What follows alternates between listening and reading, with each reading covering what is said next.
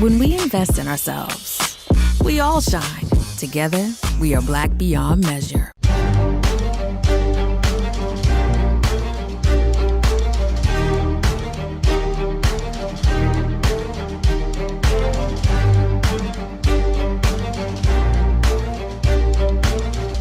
Welcome back to the Black Table here on the Black Star Network. I'm your host, Greg Carr, and every week we explore a topic devoted to the liberation not only of African people, but of humanity, and for those who are committed to building a better world. Well, it's back to school time. A lot of students around the world have gone back to school, and here in the United States, that is no less true, both pre-kindergarten through high school and the universities, colleges and universities.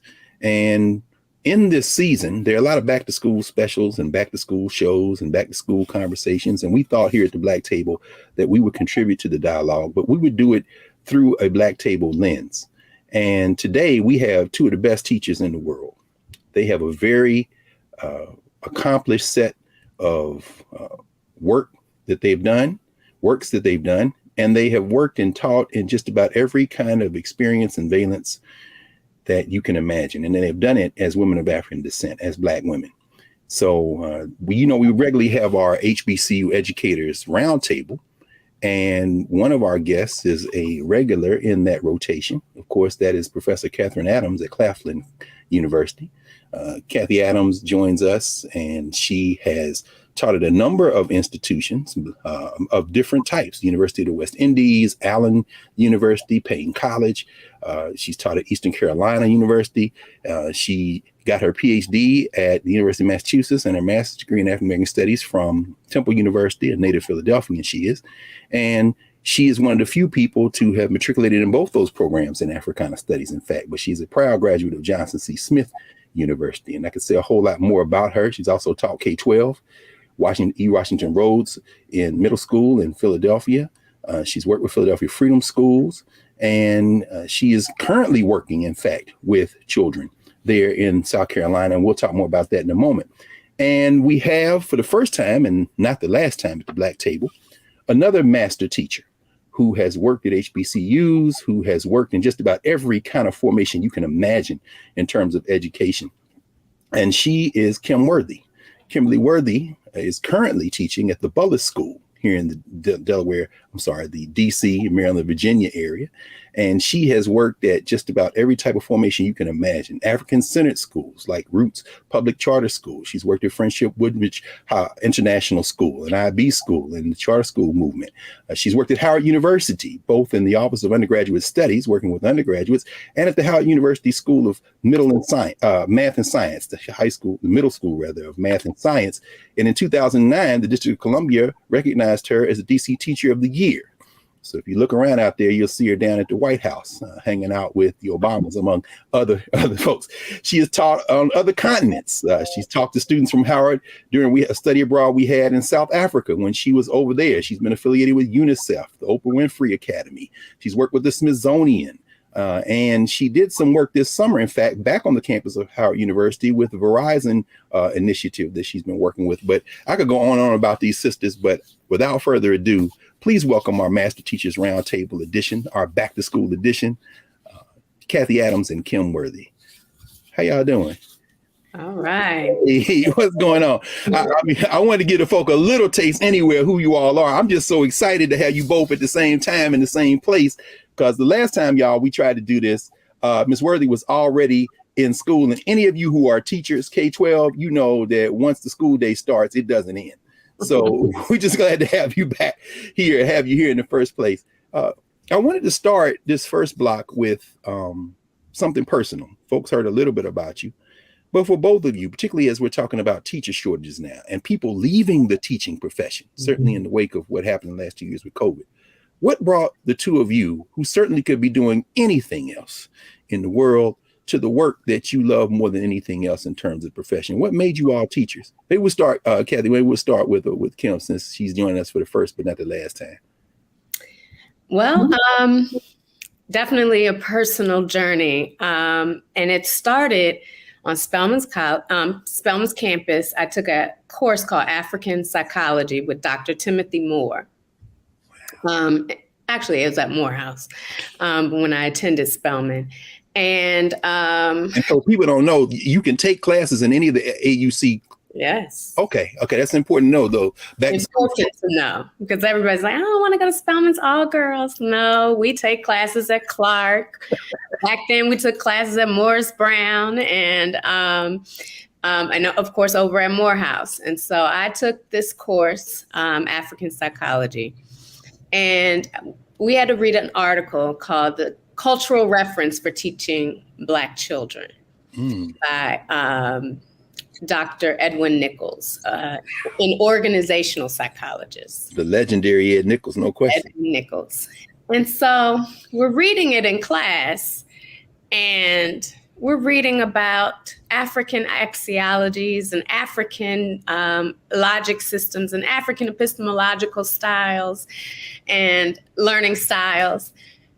And I'm sitting there, I'm looking around the class, and I'm like, wait a minute.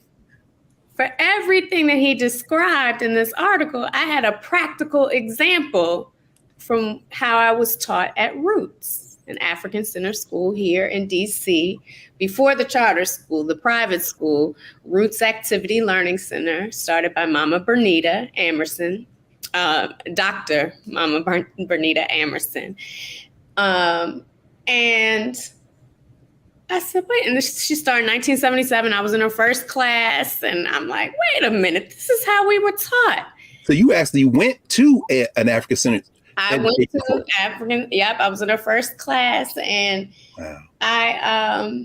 So people were reading about it, in the class, but I was like, and I'm screaming, I said, wait a minute, I was taught this way. So I had practical examples, and I'm telling them in the class, this is how we were taught. And so I'm screaming out, and I'm like, wait a minute. And so that was in the fall. And in the spring, I took a class called Advocacy for Urban Schools. My major was political science. So I didn't take any education courses. But then I took this course called Advocacy for Urban Schools. And we had to read Dream Keepers by Gloria Lansing Billings. Yeah. Gloria Lansing Billings. So I had to write a paper, and I used everything from this article from Edwin Nichols and Dream Keepers, and I got an A++ on. This is above and beyond work, and I'm like, wait a minute, I think I'm supposed to be. This is me. It's all coming together here, and I didn't read the description of this class. I just needed these hours to get out of school. And it sounded cool, like, advocacy work. I love Black children. I love, And he passes out this clipboard and says, okay, now you all have to sign up for your student teaching. And I said, wait a minute. I'm not an education major. I've never taken an education course. I can't do student teaching. I can't do this. And he said, well, then you need to drop the course. I said, no. I need these hours. He said, well, you either do this or you drop the course. So I had to do it. And it just fit me like a glove. And I did AP US History at Southside High School in Atlanta, Georgia. It's no longer there. And I mean, it was like I've been teaching all my life. And again, I just used everything from Dr. Nichols' book, Dr. Lansing Billings' book, everything I experienced at Roots, and put it into my lesson plans, and it just worked. You know what? Maybe we should. Oh, this is it. I'm going to go teach. We should, y'all listening now. I mean, the power of community. You came out of a community, obviously, with a number of African-centered schools and just a politically engaged, culturally rooted kind of community here in DC. And everything just manifested. And we just heard, by the way, you hear the quality and necessity of HBCUs, particularly in terms of that learning space. We just got a master lesson, even in that, in a snippet.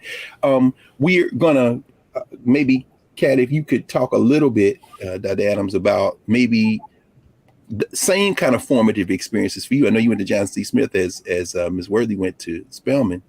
Was it something similar for you, or was it a little bit different? Maybe just a couple of minutes, and we'll come back on the other end of the break and continue the conversation. Yeah, actually, for me, it was the exact opposite. I am the children of 2 middle school teachers. And every time somebody said, "Are you going to be a teacher when you grow up?" No. What's the opposite? I'm going to be a firefighter. And so when I got to Johnson C. Smith, my great aunt had attended there. And she was in the first class that admitted women onto campus. And so I'm like, I want to, I'm a business major, I want to own Beatrice. And my mother said, well, you should take some education courses while you're there because you never know. And I was like, oh, that's not going to happen. And, I switched over from business to being an English major because I love the faculty in English. I loved reading. Someone had advised that if I wanted to go into business, that I needed to be excellent in terms of writing and reading skills. And I found a home in English. But when I went off to graduate school to Temple University, there was a teacher shortage and they were offering emergency certifications. So I went in, I took the test, and I thought, I had taken some Spanish. So I started in some bilingual elementary schools, just subbing. And it just turned out that at Rhodes, as you mentioned, they had a long-term teaching position. And the next thing I knew, I was teaching 7th grade geometry. And then the next year, 8th grade social studies. And it's also the place where my mother taught. So everybody in the building knew me. They remembered me coming into that school. And so there's just this kind of legacy of people who just wrapped their arms around me. And what I did was I was taking classes at Temple in the evening, and I would kind of reshape those lessons and bring them into the classroom by day. Wow. Well, we're going to come back in a moment and continue this conversation, but I would be remiss if I didn't take 15 seconds, Dr. Adams, to have you mention the name of the Teachers College where your pops and went to school, because a lot of these HBCUs were Teachers College. So if you don't mind sharing with the folks who trained those master teachers in Philadelphia for decades, if you Cheney State Teachers College. Yes. Yes, that's where my parents met. No question. Which of course gives us, Ms. Worthy, a chance to shout out Miners Teacher College in DC that did the same thing for the master teachers in Columbia. So we'll come back in a moment with Kim Worthy and Kathy Adams here at the Black Table, continuing this back to school edition with our Master Teachers Roundtable. Back in a moment.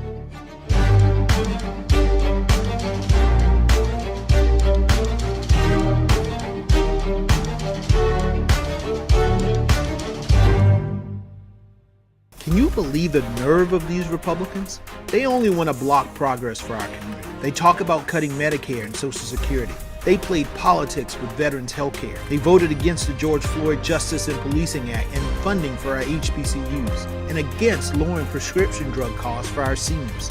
These Republicans keep trying hard to stand in the way, but President Biden, Vice President Harris, and Democrats won't let them. They are delivering for us. The Democratic National Committee is responsible for the content of this advertising.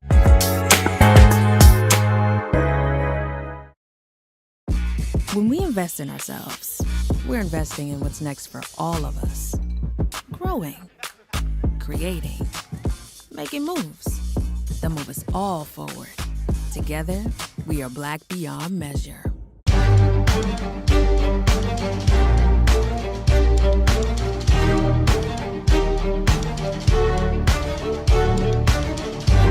Welcome back to the Black Table here at the Black Star Network. It's our back to school edition as we talk with Kim Worthy and Catherine Adams about the process of education. 2 master teachers who have given us a taste of how they came into the profession, very organically, community-based, Black institutions, really powerful. When we left, Kathy, as Kim was talking about her journey and her undergraduate journey, you had gotten us to Johnson C. Smith, and I'm wondering if you could talk a little bit more about your experience with community. And not only that, the acquiring of content mastery. Both of you have deep grounding in content. As you say, you went to school for English, and Ms. Worthy, you went to school for political science and then transferred over to education. So many of our teachers, particularly our young teachers now, are coming into the classroom. And I'm wondering if either you have any thoughts about content, about what teachers should have, what you've acquired along the way, and what you think folks coming into the profession should have as they think about teaching. I think content is very important. So I came in, obviously, political science, but I let my interviewers know in my interview, I want to teach Black children our history. And they said, okay, great. We're going to hire you for math and science. Hey, Kat, you ended up in math and science too, huh? And I was like, okay, I didn't have a job, so I went that weekend and bought all these math and science books. And then the first day the teachers were back, the principal came up to me, Mrs. Hurdle, and she said, Ms. Worthy, I loved what you said about teaching Black children our history. How do you feel about teaching all of the sixth graders, their history? And I said, what? Yes. And she said, I will give you all the resources you need, and I'll name the class something else so district office doesn't know. This is in Brooklyn, New York, wow. MS 61. Wow. And I said, oh my God, yes. And you know what she bought me? Malefe Asante's Classical Africa book, the workbooks, and then his African American history books. And I said, okay, thank you. And so that was it. I had all the sixth graders, and I knew that history. And so I was successful. So what I used was the axiology. Our number one value is relationships. So they had to call me Mama Kim. And for those who don't know, work at Ed Nichols or in African psychology, axiology is what? The study of values. Values. And our number one value is relationships. They had my number. This is in 2000. They had my number. Wow. And they were like, we have your number? And I said, yes. If you have a problem with the homework, call me. And never to this day, 22 years of my founders, no one has ever prank called me or anything. They call me if they have a problem with the homework. Period. But it builds that trust. So on the first day, relationship, period. Mm-hmm. And so the axiology right there. I celebrated their birthdays every month. I made cupcakes for every child every month. Why? Because Mama Bernita did that for us. She didn't make cupcakes for us. She bought, she hired a caterer to bring in the cakes for us. I ain't had that type of money. Yeah, that kind of money in Brooklyn, New York as a kid, huh? Cupcakes. And every month we celebrate the birthdays. And so went to their birthday parties at Empire Boulevard, and everything Mama Bernita did, I did, to the point down to singing We Are the Roots song every morning. Everything she did, I did. And I told her all of this. She was like, keep going. You got it. And it worked like mad. So I didn't need classroom management because of the relationships. And the content, they just loved it. They trusted me, and they loved it because I was speaking to their subconscious memories. I was just like opening it up. Like their ancestors were like, yeah, come on, let us out. Let us out. Wow. So but the content is very important. You can't go in there not knowing your content. This is remarkable. Kathy, as Kim is talking, the question of trust, the question of relationships, the issue of community, the issue of having jegnas. Some people might call them mentors. We don't use the Greek word. We take it from the Amharic, as Asa Hilliard taught us. Jegnas, these fearless elders who will come in and stand in the gap, as we heard there. So administration wants one thing, the district needs math teachers, but I'm going to put you in a position to help our children, and I'll stand between you and any process of intervention. Any of those things resonate with you, Kathy? You talked about roads. Talk a little bit about your experiences with that. All of those things, in various ways. The first, most important Jegna I think that I had was my math teacher from 7th and 8th grade, Alice Jordan. And so the honor of being able to have my students do a geometry bingo, and Alice Jordan had come down from the district to see what we were doing. So I definitely recognize that. And then, of course, being at Temple and Sonia Sanchez, taking classes with her and really just kind of sitting at her feet, I am constantly drawing on things that she showed and taught us about pedagogy in those classrooms, and just translates into everything that I've done since then. And I would be remiss if I didn't say that some of those lessons that I got from Sonia Sanchez almost directly linked me to Michael Thelwell at UMass Amherst. Just like a similar style, just the care that they both had for students, the way in which they would be so interested in everything that those students wrote. I saw it I think Michael Thelwell, he'd have these large seminars for his a history of the civil rights class. So it'd be capped at 120, 120 students. And sometimes he'd have 3 graduate students, and sometimes it'd just be him and I. And he would always say, let's divide the papers equally. And he said, I don't want to rush you, but when you're done, can you drop off the papers that you've read at my office? Because I want to make sure that I get a chance to read them before they go back in the students' hands. And so, which is important for those of you going into teaching, what you just mentioned. You actually were a teaching assistant at the undergraduate level with Mike Thelwell, of course, but you actually did the work. So teachers shouldn't, if you have a chance, young people, please apprentice with somebody who's a master teacher. Yeah, I think that it just was invaluable, better than any pedagogy seminar or class that I had taken.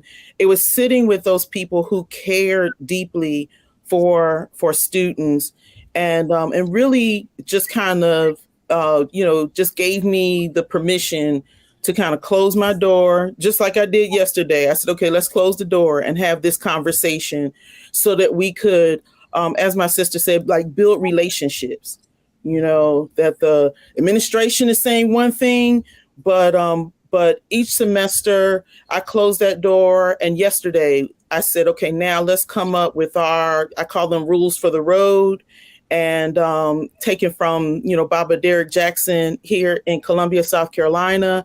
And we come up with, it's like, here's the syllabus, and now here are the rules for us, by us. Ooh, can you all talk about that a little bit? I've seen you do that, Miss Worthy. I'm at middle school math and science over at Howard campus. This, the teacher ed folks call it a student contract, but that rules of the road is a little different. How important is it to involve the young people in the classroom in their learning by trying to set some kind of consensus on how we're going to go about that? Might that address some of the quote unquote behavior problems people say these young people present? Yes, absolutely. So it's always important to have buy-in, right, from your students, and break down this hierarchy between, that's created, like the teacher is up here and you're down here, versus, let's have a community, a community of trust, a community of accountability, and that allows even myself to be held accountable. And a lot of adults don't even want to entertain that. But my students know hey, I too need to be held accountable sometimes. If I say I'm going to get your homework back to you, in a timely manner, and I don't, hold me to that. Mm-hmm. You all deserve to have your stuff back, if you need to study for a test. And that takes a lot of humility. But if we're going to have trust, everybody needs to buy in, everybody needs to weigh in, everybody needs to be a part of this community together. And so the egos need to be out the door. And so, obviously, yeah, that's it. That's all I would say. But it's interesting in terms of accountability. I think about another master teacher, Jamila Anderson, who's done so much work in Philadelphia. She does what you did, which is, give the students your telephone number, and she makes sure the parents have it. Oh, yeah. And I'm wondering for both of you, in terms of accountability, how I'm sure teachers or prospective teachers are watching this and saying, I don't know if I want that much access to me. And I'm sure there are a lot of parents out there saying, I wish I had the phone number of. Now, how do you not get burned out with that? I mean, is there a way to balance that? Because I know you do the same thing. You're always talking to parents. You're always talking to community folk. But how does that level of accessibility, how do people who would be nervous say something maybe to reassure young teachers that might not be a bad thing? You won't get burned out necessarily. Or do you just have to have a passion for teaching when you come in there? Well, I know my students, because they're college students, I think that the building of community is so important. But I often say to them, we have to be connected to each other. And there are a variety of ways in which we all have to be committed to everybody's success. Right. And so that means that you take copious notes, not just for yourself, but for your classmate that may miss a class. And if they ask you, what did we talk about in class? Then you want to be able to be a good classmate and share those notes. I do make myself available to students, but I also tell them, that this is not just an exchange between, me and individual students, that we, we talk about like a buddy system. So there should be at least 2 other people in this room that you look around and see when you come into the classroom. If you don't see that person, then then you should let that person know, like, we missed you in class, right? And so I find that to this sister Kim Worthy's point, I don't have people who are coming or abusing that kind of access. I have people who genuinely are coming with a question, and then sometimes I'll say, all right, and now you've been baptized to spread that word to anyone else. That's what I say. And so, Put it in the group chat. Exactly. And so yesterday, I could just tell that already that spirit of community is really starting to develop among first year students in one of my gen ed classes. For some reason, I couldn't log on, in the classroom. And so I said, well, we may have to have a student try it to see if that'll work. And the student jumped up. She said, I'll help you teach today. And I said, oh, this is wonderful. So she came up and she logged in. And then we just co-taught. I walked her through some things. I said, let's get the people from Zoom in through, I'll give you co-host rights. And so both of us were standing up there guiding everyone through the work that we did yesterday. Definitely. And for that to happen so early is something that just really excited me about this school year in particular. Right. Well, when we come back, thank you, Kathy. When we come back, Kim, please jump in, because I know you had some thoughts on this as well. And for folks who are listening, thinking about what teachers face, there are many teachers out here who have tech challenges because they don't have the support, don't have the equipment. We do have each other, though. And we're getting some insight into that right now. We'll be back in a moment here at the Black Table, our Back to School edition with our Master Teachers Roundtable. Back in a moment.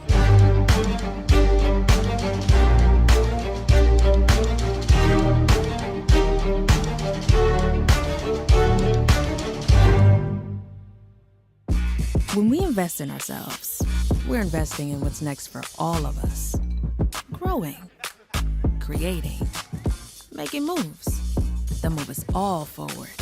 Together, we are Black beyond measure. Hi, I'm Dr. Jackie Hood Martin, and I have a question for you. Ever feel as if your life is teetering and the weight and pressure of the world is consistently on your shoulders? Well, let me tell you, living a balanced life isn't easy. Join me each Tuesday on Black Star Network for a Balanced Life with Dr. Jackie.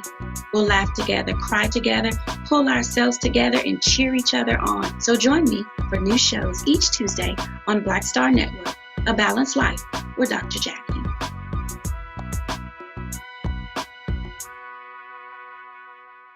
Can you believe the nerve of these Republicans? They only want to block progress for our community. They talk about cutting Medicare and Social Security. They played politics with veterans' health care. They voted against the George Floyd Justice and Policing Act and funding for our HBCUs, and against lowering prescription drug costs for our seniors.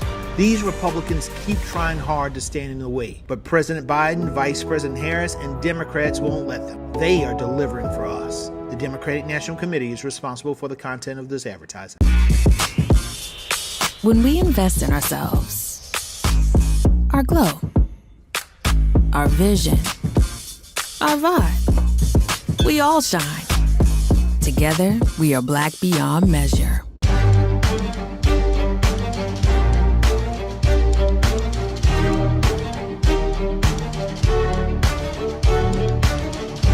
Welcome back to the Black Table here on the Black Star Network. I'm Greg Carr, your host, joined by Catherine Adams and Kim Worthy at our Master Teachers Roundtable, our Back to School edition. And when we left, we were talking about building that trust, building that community, having that accountability, and how co-learning with students and having that community expand through that trust really makes a difference. Ms. Worthy, I know you had some thoughts about this as well. In terms of burnout, is that what you? Well, I mean, just listening to you all talk about this, we certainly see reports of this mass exodus from teaching, right, already having these shortages.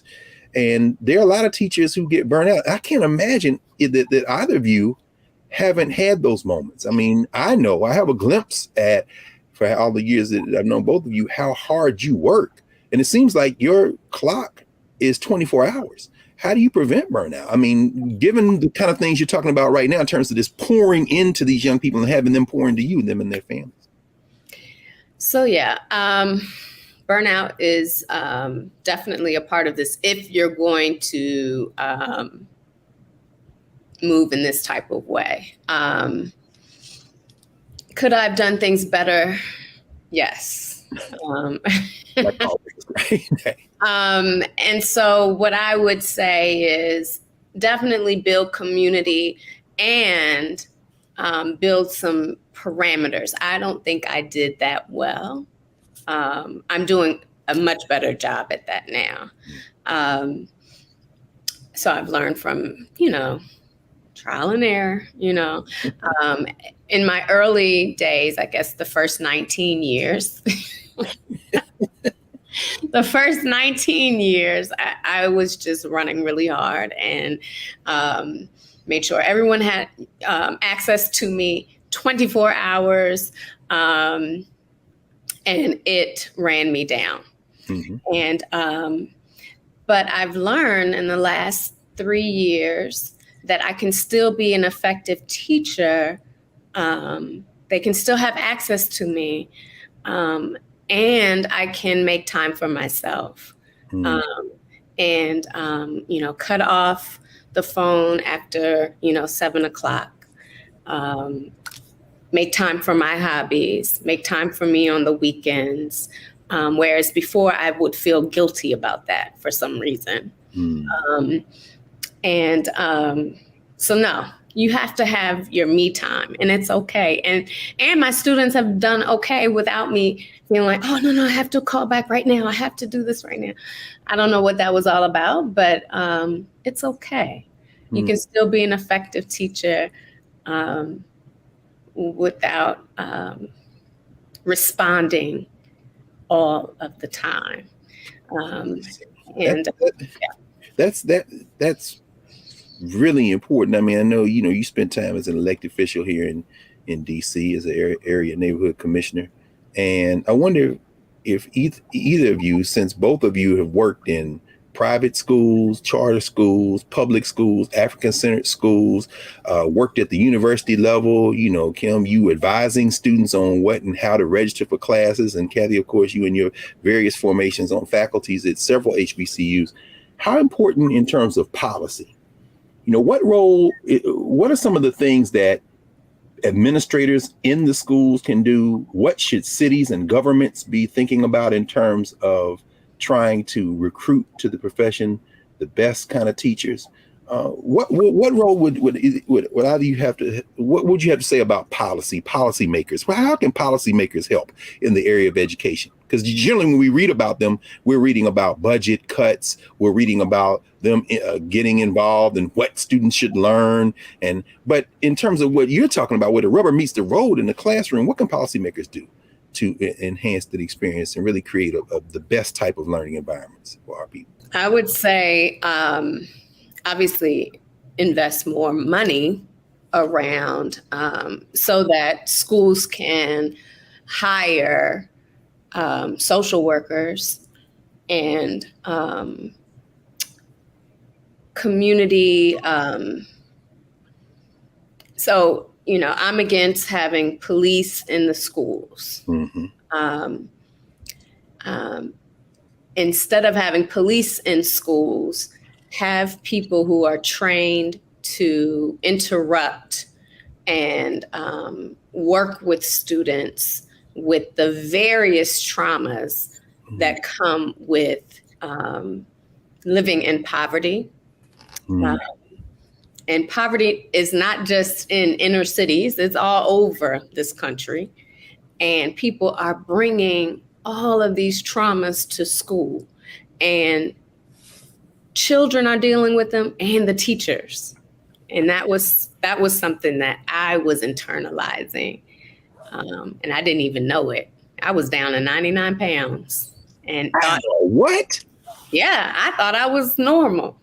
I had no idea until I went to this new school and started. I was like, wait a minute. Okay. But stress is something else. Wow. And if the children, and that was happening to me, and I was, getting paid every day, every 2 weeks. And I had a job and a home. Imagine what that stress is doing to the children. My God. And the police officer is not helping. Yes. We need people in there who are trained to help these, and not just one person. We need a lot of people. Yes. Well, Kat, it's interesting. You've taught in Philadelphia. You have worked in a variety of environments. Would you say that some of those things that Kim is saying resonate with you as well in terms of, really having policymakers try to create places and structures so folks can intervene? What are some of the best policymakers that you've worked with, best administrators and others had to do? I would say the social workers, 200%. We need more of that in our schools. I think that we need more of an exchange. And I'm thinking about, how my grandmother actually was one of those community people that came into schools to just be a community member in that school, because I think that there is a way in which we have to kind of spread the investment so that it is not just parents and their students, but the community investment in those students. And I want to also put out a plug for, I think when I was at the University of the Virgin Islands, one of the things that I thought should happen everywhere was this, just free wellness program for if you were a government employee, and that included the faculty at the University of the Virgin Islands, then this was a free wellness program.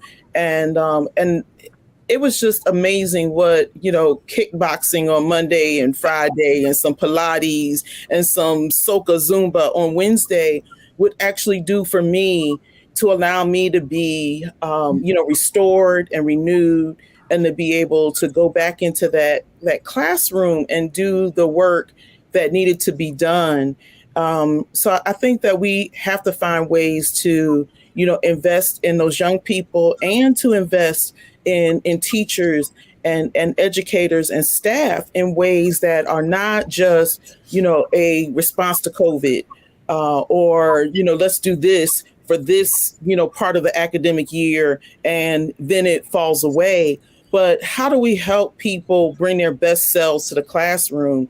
And I think that includes both young people and those teachers and the staff that are there working with them.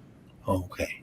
Well, I'll tell you what, that's actually a beautiful bridge to build to our last section where we'll talk about, and hopefully you all will give some recommendations to students, to teachers, to community on how they can prepare our young people for the coming school year and support our educators and support our teachers in the process of teaching the next generation. So we'll be back in a moment here at the Black Table with Kathy Adams and Kim Worthy at our Master Teachers Roundtable. Back in a moment.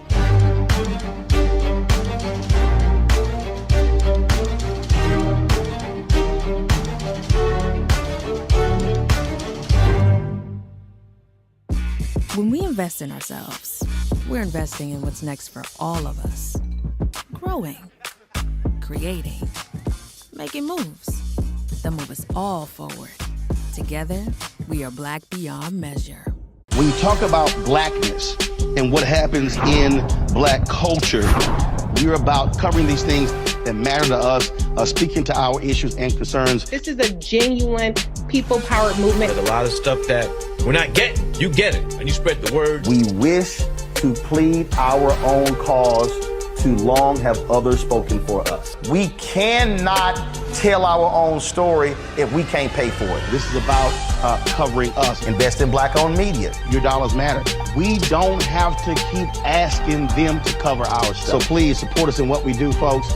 We want to hit 2,000 people, $50 this month, raise $100,000. We're behind 100,000, so we want to hit that. Y'all money makes this possible. Checks and money orders go to P.O. Box 57196, Washington, D.C. 20037-0196. The Cash App is $RM Unfiltered. PayPal is R Martin Unfiltered. Venmo is RM Unfiltered. Zelle is Roland at RolandSMartin.com. Can you believe the nerve of these Republicans? They only want to block progress for our community. They talk about cutting Medicare and Social Security. They played politics with veterans' health care. They voted against the George Floyd Justice and Policing Act and funding for our HBCUs, and against lowering prescription drug costs for our seniors. These Republicans keep trying hard to stand in the way, but President Biden, Vice President Harris, and Democrats won't let them. They are delivering for us. The Democratic National Committee is responsible for the content of this advertising. When we invest in ourselves, we all shine. Together, we are Black beyond measure.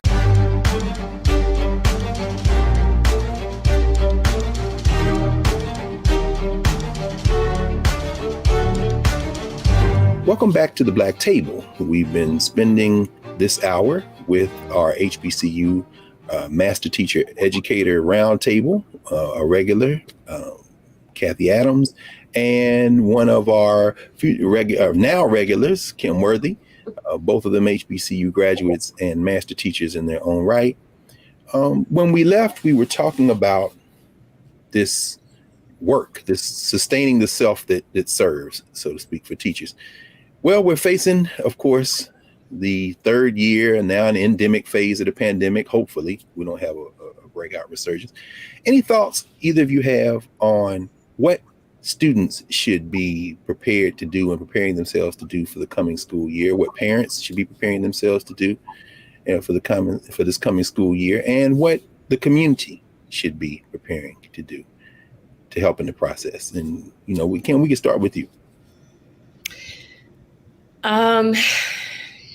Preparing for the school year. And I said in the context of you've seen everything from the most well-resourced students to the students who have basically themselves. So I think about what you told us when you were in South Africa teaching in the townships. And they didn't have a lot, but that culture really sustained them. So I don't know what if you're talking to a child, what should they be preparing themselves to do coming in this school year? I would say,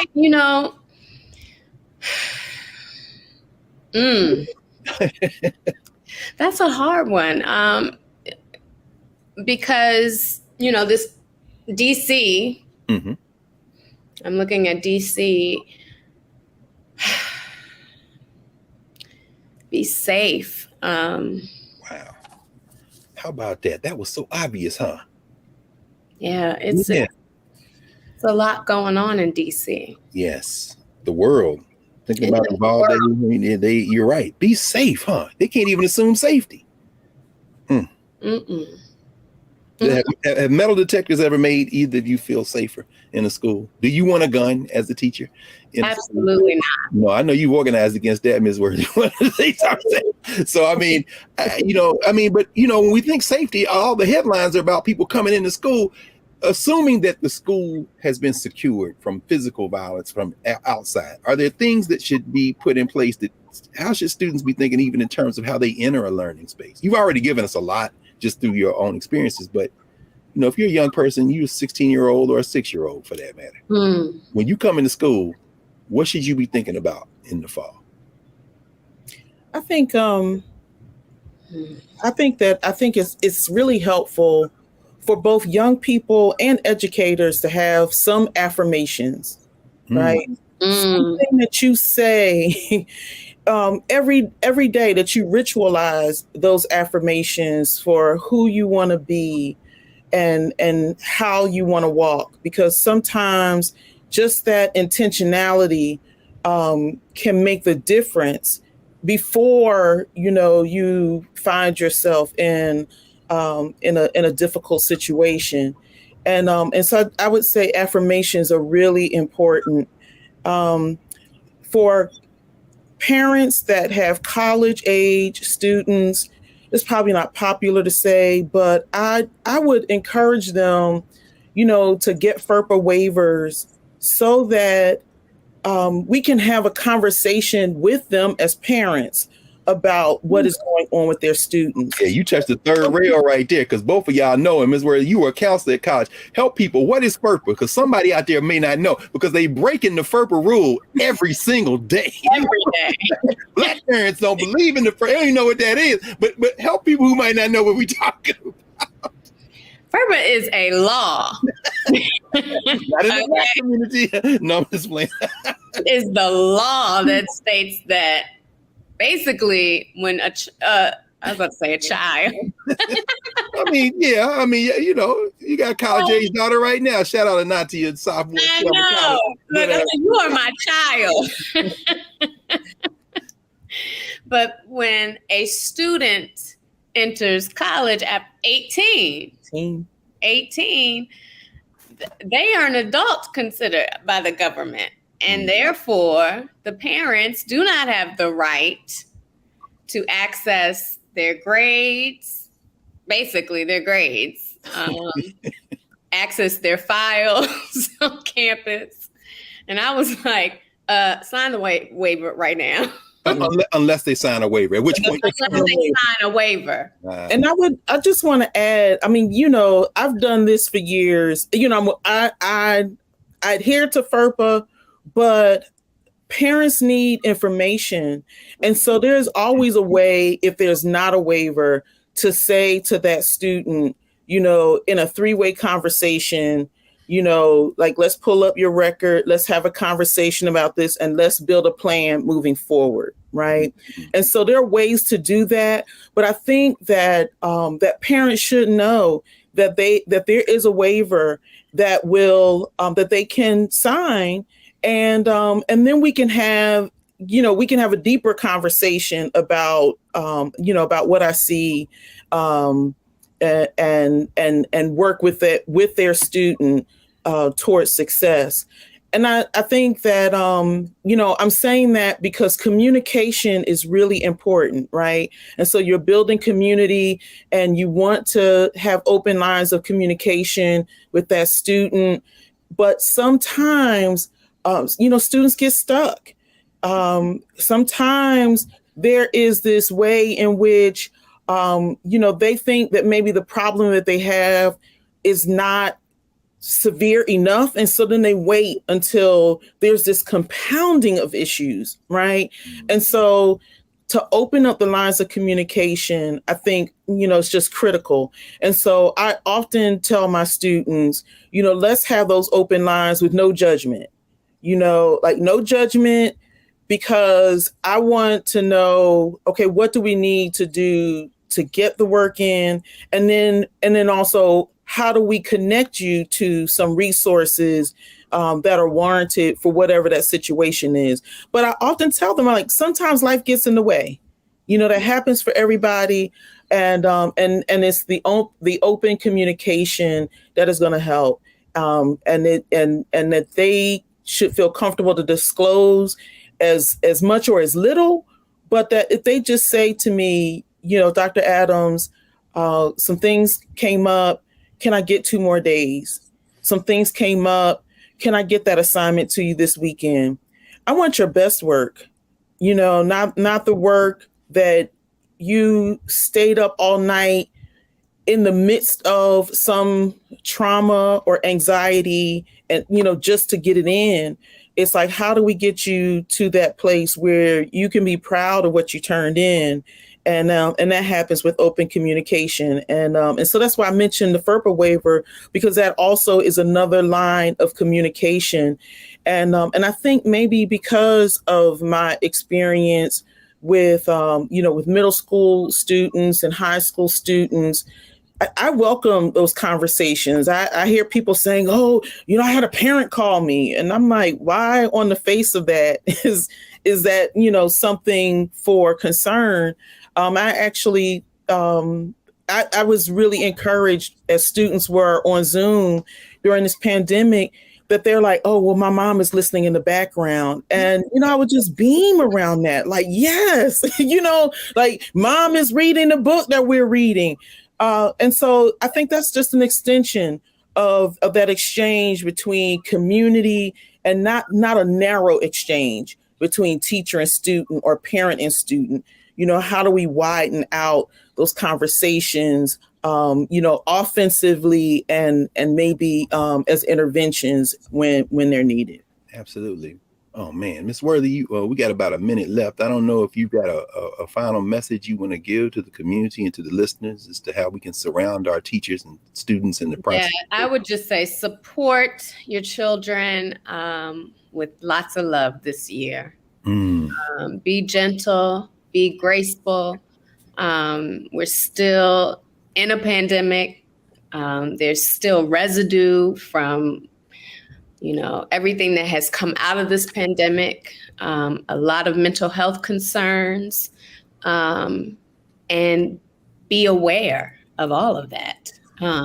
Be aware. And so show a lot of love and gentleness to our children, and kindness to the teachers. We are still going through it as well.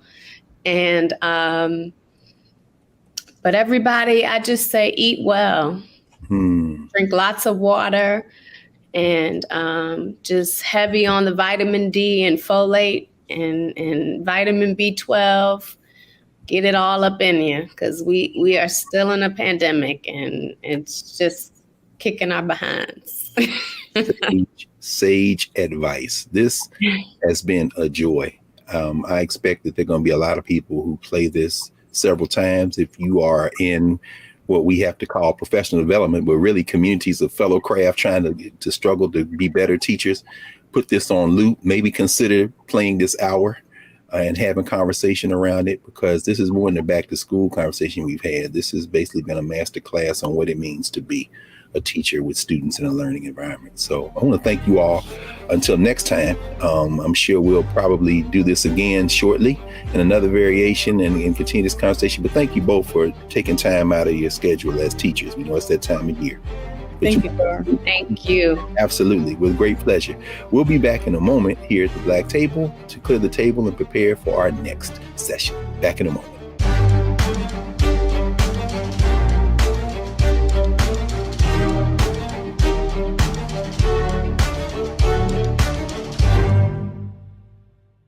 When we invest in ourselves, we all shine.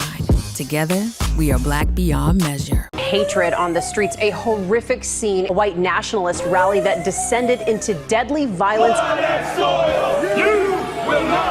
White people are losing their damn minds. As an angry pro-Trump mob storms the U.S. Capitol, we've seen shooting. We're about to see the rise of what I call white minority resistance. We have seen white folks in this country who simply cannot tolerate black folks voting. I think what we're seeing is the inevitable result of violent denial. This is part of American history. Every time that people of color have made progress, whether real or symbolic, there has been what Carol Anderson at Emory University calls white rage as a backlash. This is the rise of the Proud Boys and the Boogaloo Boys. America, there's going to be more of this. Here's all the Proud Boys, guys. This country is getting increasingly racist in its behaviors and its attitudes because of the fear of white people. The fear that they're taking our jobs, they're taking our resources, they're taking our women. This is white fear.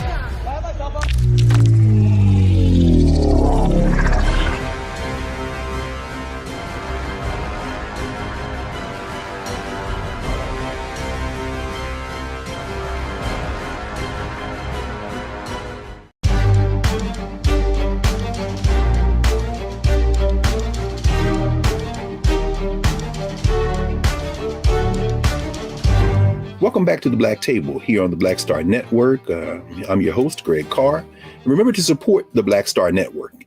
You can always do that when you go on to the Black Star Network app, when you go to the website, whatever and however you're viewing us in this over-the-top streaming platform. Make sure that you support us because you're not going to see these conversations anywhere else. We want to thank again Ms. Kimberly Worthy of the Butler School and a master teacher who's taught in so many different variations, and Professor Catherine Adams from Claflin University, who also has taught in so many different types of educational formats and variations, for joining our HBCU Master Teacher Roundtable today. And we'll end with some thoughts from a good friend and colleague and a Jegna of Kathy, of Kim, and of myself, and so many of us, the great Asa Hilliard III. Asa Hilliard III, a master teacher in his own right, who wrote a chapter in a book called Young, Gifted, and Black entitled No Mystery. He said there's no mystery to teaching children of African descent. They are not damaged. They are not deviant. They are not marginal. They are human beings of African descent. And he stressed the importance of culture. And he said that all teachers of all children should have content mastery and the ability to help those students acquire masteries of their own. And that's built on trust, as we heard a moment ago. That's built on community and relationships. That's built on communication. That's built on having elder teachers and Jegnas to help you, to help show you what to do, to get out of your way when you've got it, and to intervene for you when sometimes policymakers make missteps. And I'll end with Ms. Worthy's words. Let's have some love for each other, some compassion, some kindness. Let's take care of ourselves. And as Kathy Adams reminded us, let us take care of each other. So we'll be back at the Black Table next week here on the Black Star Network. Everybody stay safe, look out for each other, and we'll see you soon.